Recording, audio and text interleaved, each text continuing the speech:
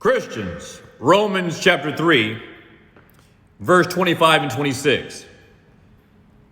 Paul writes, whom God has set forth to be a propitiation through faith in his blood, to declare his righteousness for the remission of sins that are past, through the forbearance of God, or the self-restraint and tolerance of God.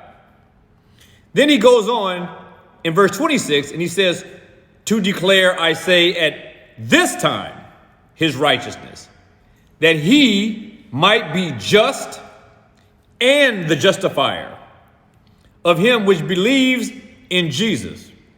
So in verse 25, we see that God says that he declared his righteousness by setting forth Christ as a propitiation through faith in his blood for the remissions of sins of the past, meaning the sins of those under the old covenant. God set forth Christ to go to the Calvary and to shed his blood even for those under the old covenant, for the sins committed under the old covenant. So, So in verse 26, he says, again, notice the word declare. In verse 25, he declared what he did through Christ for the remission of sins that are past.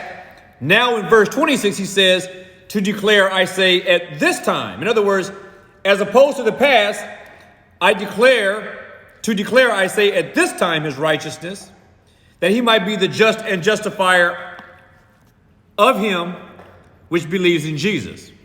Meaning, in these two verses, what Paul is essentially saying is that God, by sending Christ to the cross to be the propitiation for the remission of sins, he covered the sins of all those under the old covenant and all those under the new covenant. That those who believe in Jesus are justified by he who is also just. In other words, because God saves who he saves, there is no unfairness with him. God is just in what he is doing, in exacting the removal of our guilt by the death of his son, covering and granting salvation to all those who put their faith and trust in him, whether they are old covenant saints or new covenant saints.